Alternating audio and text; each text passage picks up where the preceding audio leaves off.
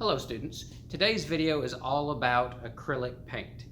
This is the paint that we use in all of the art classes here at SGC, and it's worth going over a few of the common issues that you may encounter when working with this paint so that you can have the most success possible when it comes time to working on your own paintings.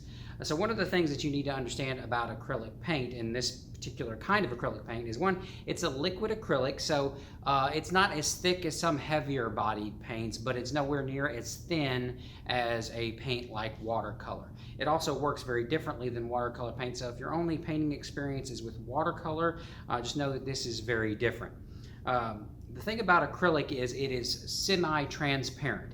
Now, it is mostly opaque when you build up enough layers, but just straight out of the bottle, a lot of these colors, especially the lighter colors like yellow, red, tend to come out a bit transparent when you apply them to a surface. And so it's important to know the things that you can do in order to solve that issue. And a lot of that comes down to layering. Layering is a very important part of working with acrylic paint. Don't expect for you to be able to get paint straight out of the bottle and apply it to your canvas and be done in one layer, because most of these paints require either some underlayering when it comes to putting light colors over dark, or just in general requires multiple layers, because usually these paints go down a little bit streaky and uneven in their first coat, but going over it with a second or third coat will help to even it out. And so this is true of pretty much any part of a painting that you do like this, that it's gonna require multiple layers. So you may find that the results of your paint is a little undesirable when you first start putting it down. And so I want you to understand that every painting that I do requires more than one layer to be successful. So that's one thing, is how you layer to avoid the overly transparent look of your paints. Another thing is using the wrong types of brush. So I'm also going to go over different brush types and styles that you have access to so that you'll know what's the right brush to use for the right situation depending upon what it is that you're painting. And another thing is knowing how much paint to mix and making sure you have enough paint to really cover the area that you're intending to cover. So you got to think carefully about how much surface area you're covering with a particular color so that you mix the right amount, because sometimes it can be difficult to match a color if you mix a custom color and you don't make enough and you have to go back and make more. Unless you have a lot of experience with mixing colors, you may have a hard time matching that exact same color again, and that can be something that you will also need to work on. And then the last thing is value range. Very few of these colors you're going to want to use just straight out of the bottle. Every one of these you're going to want to mix colors together in order to enhance the look of these colors. So for example, yellow here is the most transparent of all the colors. And when you apply it down to the canvas, unless your canvas is completely blank white, anything underneath it is going to show through that yellow. Now, you can avoid that by creating a tint or a shade of these colors. In other words, mixing white with the color or mixing black with the color can help to increase the opacity, especially white. The white that we use is blockout white, and this is called that because it is a very opaque color. So it usually will go down with fewer coats, especially when mixed with other colors. So you can get a color very similar to the yellow straight out of the bottle, but if you add in a little bit of white to it, it's going to look the same, but it's going to be a lot more opaque and will require less coats. You'll find if you're trying to go over, for example, something that's dark on your canvas with just yellow straight out of the bottle, you can do 50 layers and it's still going to show those uneven, darker colors underneath, and it's never going to quite look good unless you do some underpainting first. And so that's something else we'll discuss. But mostly it's also mixing your colors, creating tints and shades. Tints and shades are good anyway because it's going to give your colors value range. If you're only using the main colors, the primaries, red, yellow, and blue, and you're not mixing in white or black with your paints, you're just not going to get the amount of range that you need to be successful. So please keep that in mind with your paintings. All right, so you can see here I've got a canvas set up. And I'm going to go over a few things here, just talk about some common issues that you'll encounter. And so I've got a couple of different circles here. This one's done with pencil, this one's done with colored pencil. And you'll find that when you're sketching out a design on your canvas, it's always a good idea to, rather than using just straight pencils, it's often a better idea to use colored pencils when you outline things, because when you use pencil, the graphite will sometimes mix with your paint, especially with lighter colors, and will sometimes muddy up your colors a little bit. But if you sketch your design out with colored pencil, especially if you use colored pencils that match with the colors of paint that you're going to be using in the scene, one, it'll help you plan out your composition. Two, it will avoid muddying up your colors by having the pigment of the colored pencil mixing with the paint versus the graphite, which just will definitely get into those paints and turn them a little dingy.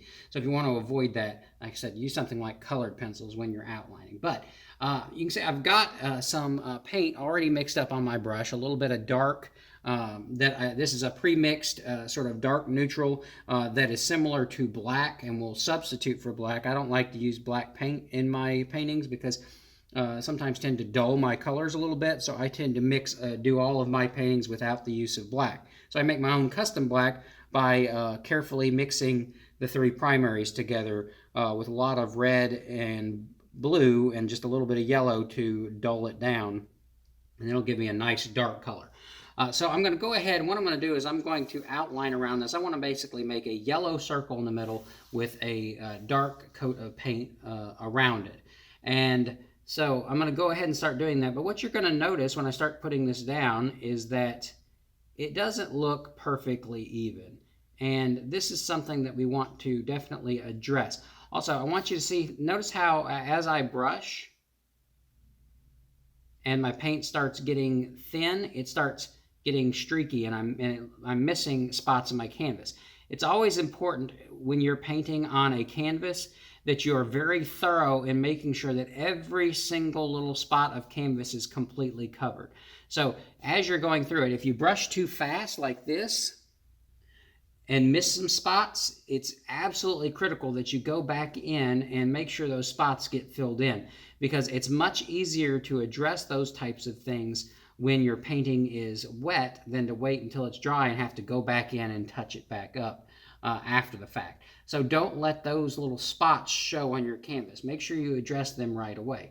Now, even though I am getting a pretty good coverage here, you'll notice that it is a little uneven in places. The paint doesn't go down perfectly smooth, and I can see a little bit of the brush texture on the surface. And that's generally something that I want to do away with, and that can only be done through additional layers. So it's going to take more than one layer of this color to really get this looking nice and even, and that's perfectly normal. Expect that when you're painting, you're going to have to do more than one layer with every color that you apply in order to really make it look nice. So if your colors come out very textured and uneven looking in your paintings, likely that is due to the fact that you haven't done enough coats.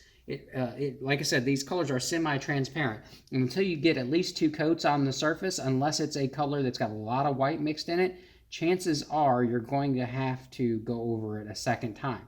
So don't just mix enough paint to do it once, mix enough paint to do it twice, because you can expect that if you want it to look nice, you're going to have to go over it more than one time.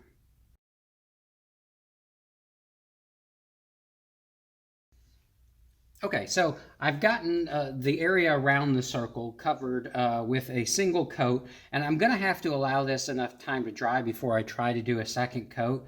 Don't just assume that once you get it done that you can just go back in your paint and just keep adding more paint. If the paint on the surface is still wet, then you're not going to add more paint to it by just going back in your paint and going back over the top of it. What you're going to end up doing is just dragging and moving around the paint that's already on the canvas. So if you want it to really work the right way, you're going to have to give your paints time to dry. The good thing is that acrylic paint dries fairly quickly. So if you just give it a few minutes, it's going to dry and you'll be able to add another coat of paint. The other thing is you can accelerate the drying process. If you happen to have a blow dryer or something like that handy, then you can apply a little bit of heat and air to the surface, and it will dry it more rapidly if you're in a hurry. But if you're not in a hurry, just give it a few minutes and you should be able to go back in and touch it up. Just make sure it is completely dry, because if you don't, like I said, it will pull up the paint rather than adding to it.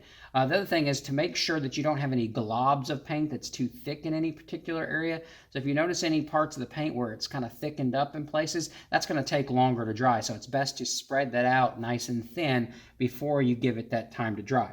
Now, another thing that I'm going to do is I'm going to make an intentional mistake and put a spot of that dark color right in the middle of my circle to illustrate why it doesn't work very well to put light colors over dark, and what you can do to fix that when the time comes. So I'm going to give this a few minutes to dry, and then I'll come back and do a little bit more.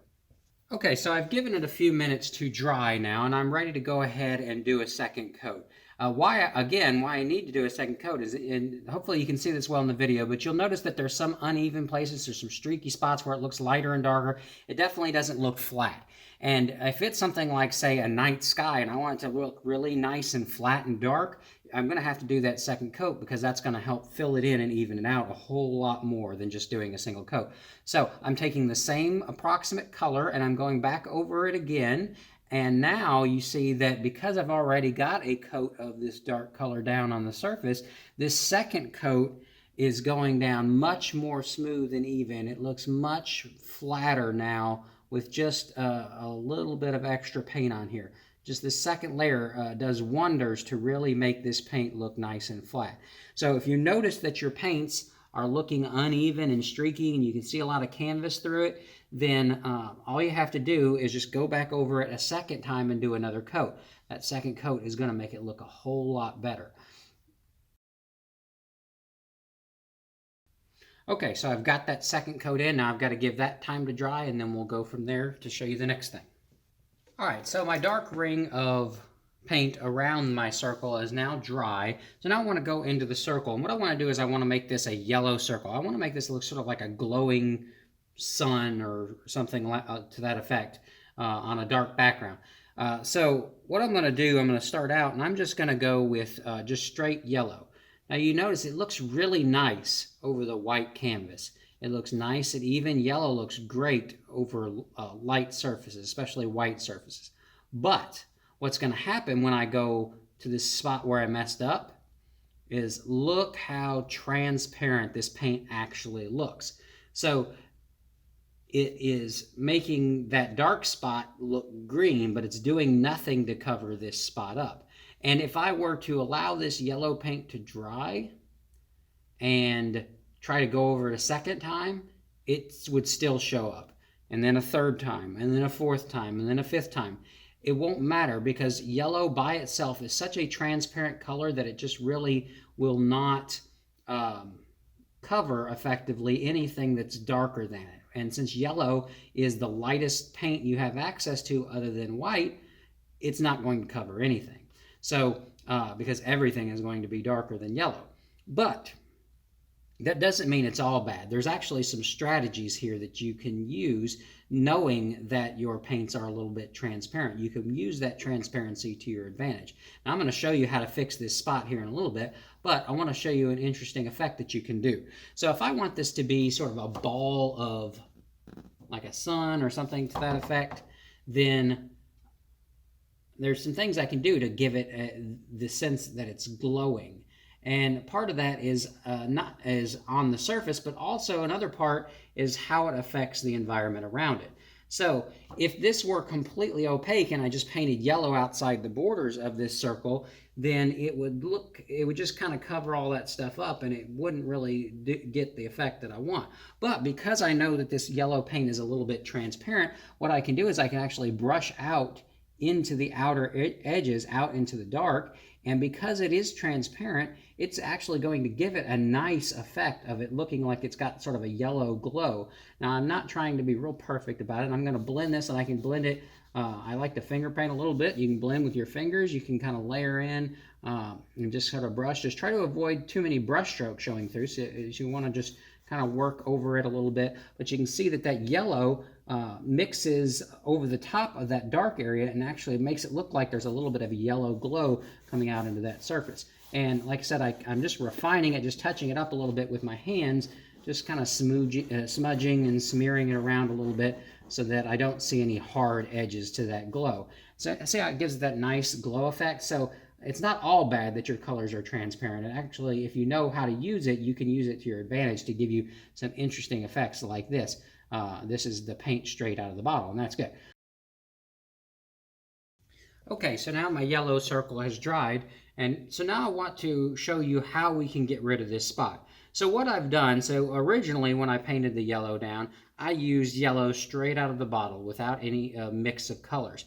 And again, it's very transparent when you do that. So now for this next coat, what I'm going to do instead is I'm using a tint of yellow. So I've added a little bit of white to my mix, and I have mixed it in with my yellow so that when I go over this now it looks a little bit lighter, but not dramatically. But look how effectively, in just a single coat, it has started to cover that spot. Now, it's not perfect. You can see it's still there a bit because even with white added in, it's still going to be a semi-transparent color.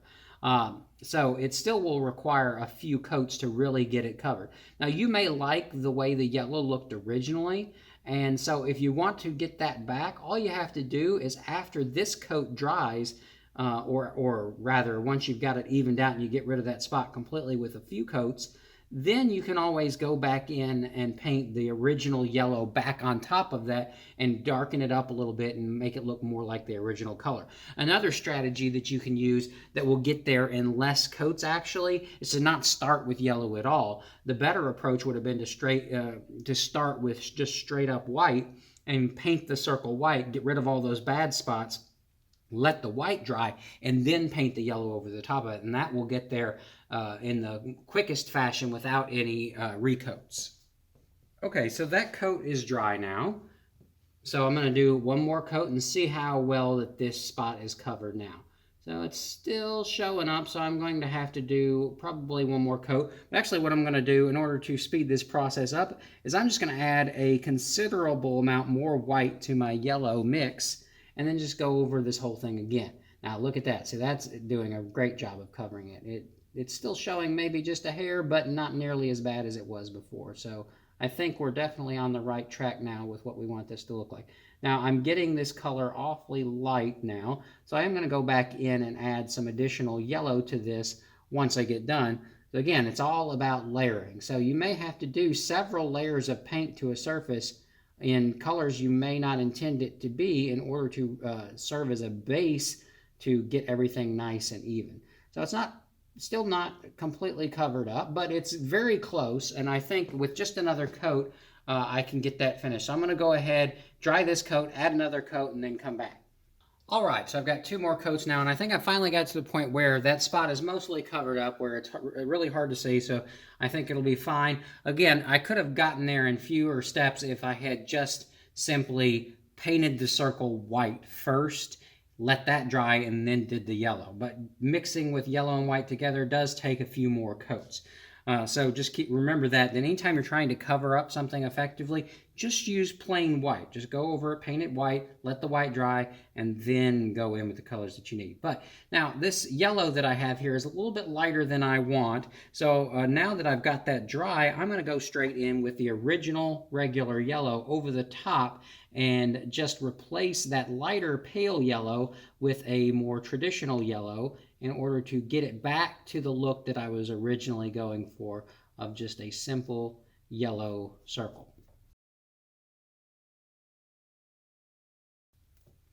Okay, so I've got my circle painted yellow, and now, like I said, I want this to look like it's glowing, and it has a little bit of the glow effect because of the outer edges, but what really is going to sell that effect is value contrast on the surface. So just a plain yellow circle like this doesn't really make it look like it's glowing. So if you wanted to make it look like it's really glowing bright with light, then you need value contrast on the circle itself. And so I'm going to do that just by adding layers of tints of yellow and then also some darker colors. But we'll start with the tints of yellow and just put in some highlights here and there. And so I'm starting with just plain yellow with just a little bit of white in it. And what I'm going to do, and I've also, by the way, I've switched brushes. I'm now using a round brush. Before I was using a flat brush because my goal was just to get a flat, even color. But now that I'm going into detail work, I want to use a round brush. This is the best brush for details as well as blending from amongst the brush you have access to. So what I'm going to do is I'm just going to start a little off of the outside edge. So I don't want to go all the way to the edge because I want to use some of that yellow as a value contrast. If I just do it all in this color, then the glow effect's going to go away and we're going to be right back to where we were before I put this latest coat of yellow on here. So what I want is I want a value range. Value range creates the contrast necessary to create this glowing effect. So all I'm doing is just painting a circle of this lighter yellow in the center, and I don't want hard edges, so I'm going to blend this a little bit. So in order to do that, what I'm going to do is I'm going to go back into my regular yellow, and right around the edges I'm just going to brush in that regular yellow, and while the paint is still wet, it's going to blend with that lighter yellow and get rid of any hard edges. And I can do that by just kind of going around and sort of swirling it with my brush and just trying to get rid of any noticeable line. I want the transition to be gradual rather than sudden. Okay, so now it's getting a little bit lighter in the middle. Now, because I want to work with wet paint in order to get this effect the right way, I'm not going to worry about letting this dry. This is going to stay wet long enough for me to finish the effect that I want. So it's a little bit lighter in the center, but now I'm going to lighten it up a little bit more by adding just a bit more white to my yellow. It's all done in stages and steps. I don't want any amount of change to happen too dramatically. I want it to happen gradually as I go. So now I'm adding in a smaller, lighter yellow circle inside of the first layer of lighter circle, and just kind of going around and just getting it evened out in the middle of it. And then I want to, again, just like I did with the previous color, just sort of blend it a little bit just by lightly brushing it around those edges just to kind of soften the appearance of that line. And again, continue to get it a little bit lighter as I work in toward the middle. So now that I've done that, I'm going to, once again, get a little bit more white, lighten it up even further, and do it again. Lighter circle in the middle. And then blend that a little bit more. Now my paint's getting awfully thick here, so I want to kind of brush that out and even it out just a little, but I still want it to show. Now, I don't have to have this light spot just in the middle. Maybe I want to have a few little light spots around the edges. Maybe it's like a sun. It's got sort of sun spots or something like that. So maybe there's some other patches of light on the surface, just making it a little bit more interesting. So it doesn't have to be all even. Also, you don't always have to blend with a brush. I like blending with my fingers. Again, it's just an easier, quicker way. I can kind of go in and just sort of smudge the paint around a little bit. As long as you don't mind getting paint on your hands, it's a good strategy to use to kind of just give it a little easier way of sort of blending things together more rapidly. So just kind of give it some spots here and there. Now it's starting to get a little bit lighter as it works in toward the middle, but I want that change to happen a little more dramatically now. So I'm going to wipe off, I'm not trying to clean my brush completely, but I'm just wiping off some of the excess paint and then just really just diving into that pure white and getting that in the middle. Now, again, the yellow is still wet, so it's not going to go on looking pure white. It's going to mix with the paint that's already on the canvas.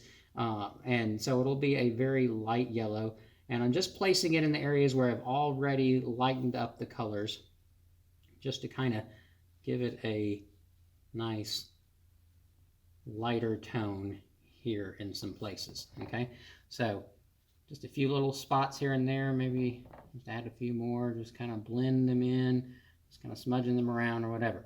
Now, starting to get there, but all I've been adding in is light values. So if I really want to push that contrast more, I also need to get in dark values into the surface. So that's going to be the next thing that I'm going to do. Now, your instincts may be, okay, so you've got yellow and then tints of yellow, which is white, mixed in to get the lighter values in here. So your instincts may be, okay, I'm just going to add black to this and then make those darker values. But black doesn't always make for the best mix of colors, especially when it comes to yellow. You add black to this, it's going to end up looking more green when it mixes with yellow.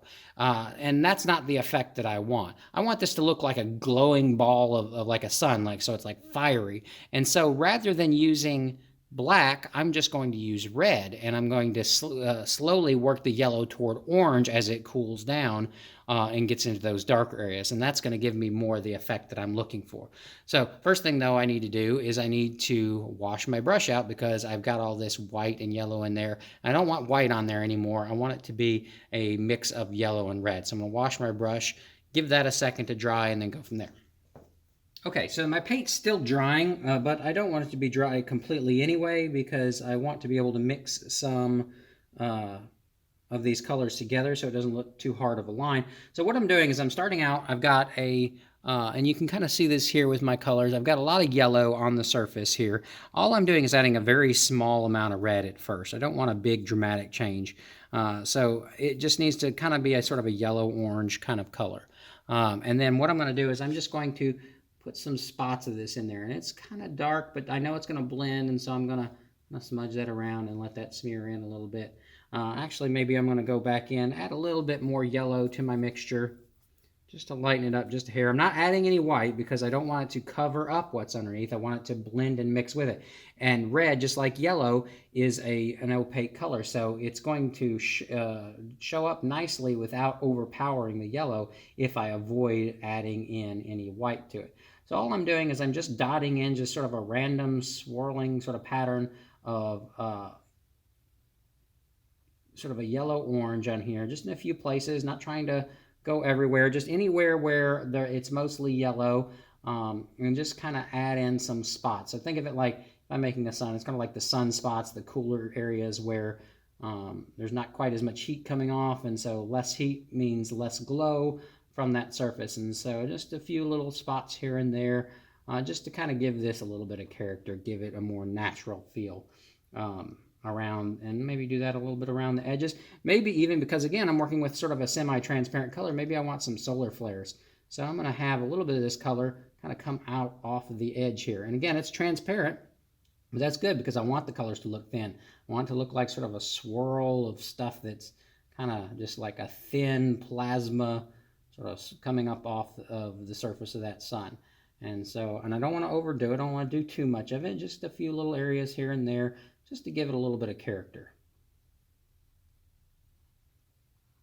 Not trying to brush it completely smooth. Some of that texture is nice, and I can even go back in and kind of hit it with my fingers just to kind of soften it a bit. Don't let it glob up too much, but a little bit is okay, just for some nice textures and things. So I'm just doing little sort of swirling lines kind of coming off the surface, little waves of color. Going around the outside edges a little bit more, just to kind of darken up in places, maybe not everywhere, but just a few little spots here and there. All right, so that's starting to really sell that glow effect. It's really starting to look like an actual sun. But I'm not done yet because I want to keep pushing this. So again, I'm not worried about it drying too much yet. It's going to dry some, but I want to keep working on it while it's blendable. So working quickly means that it will stay wet and I can keep mixing these colors together. So now I've gotten quite a bit darker. I've got this nice sort of reddish orange tone, and I'm going to go back in here, and in the spots where I've already applied some of this orange, I'm going to just apply a little bit more. That may be a little bit too much, so again, I just kind of play around with it, go a little bit further back. Maybe don't get quite so dark. That's a little better. And just, again, less of these spots, the darker I get. I don't want to overpower the design. I want the bright spots to show through more than anything else. So I'm just focusing on putting these dark spots in the areas where I've already placed down some darker orange tones. Okay. A few more here and there, just kind of dotting it in with the texture just by hitting it with my fingers a bit. And then I'm going to also go out again into these solar flares a bit. A little bit too much there. I'm just going to kind of smooth that out. Sometimes, you know, you make mistakes, but if you can find a way to use those mistakes and blend them in and make them work, or find a way to use them in some other fashion, rather than trying to go back and fix, it usually can save you some time, and not always, like I said, a bad thing for your design to have a few little spots like that. So again, just a few little dark spots, little sunspots and things like that. Now, I'm going to make this area over here just that much darker. Let's just say there's this real dark area, cooled down section of this star, and I'm going to push that part a little bit more. Since I've already gotten a little darker here, I'm just going to push that a little bit more too, and kind of blend that in a little bit into the surface. So just, again, got a few darker areas. Don't want too many, but a few here and there just to add a little bit more value contrast on the surface. All right, so now this is where I'm going to change from orange to getting even darker. And as I get darker, I want to dull those colors down. So instead of just adding just more red, I'm going to add a little bit of red, but I'm also going to add a very small amount of blue.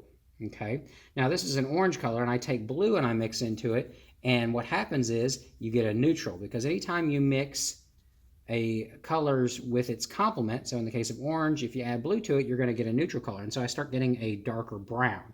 And so I want this to be more of a brown color in the darkest spots of the star, maybe where the coolest spots of the sunspots are. So all along here, we'll go in with more of a brown. So I'm transitioning between the yellow, from the yellow to yellow-orange to orange, and then from that into a brown color.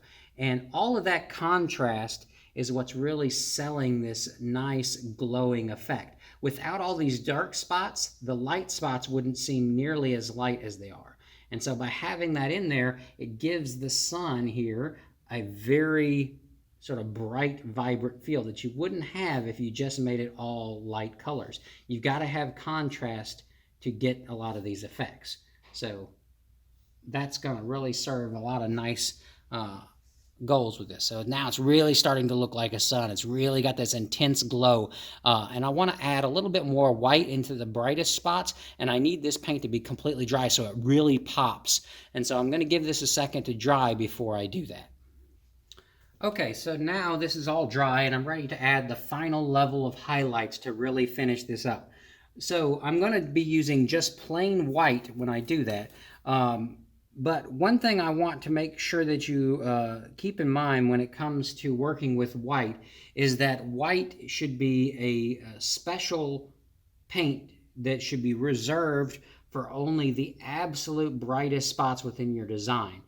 Remember that white would basically be considered the lightest thing possible in your scene. And if you overdo white, then it's not going to be special and therefore will not create bright spots or highlights the way that you want it to. So don't use white, very often because you want it to be special. You want it to seem like these are these really intense, bright, highlighted spots that nothing else can be brighter than.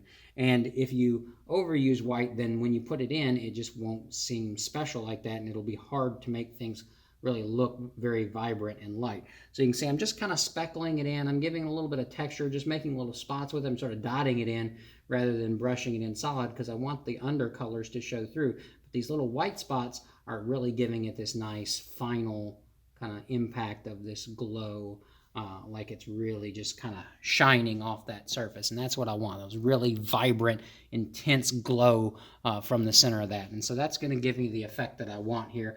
And so now I'm pretty happy with that. I think I'm going to leave that alone and move on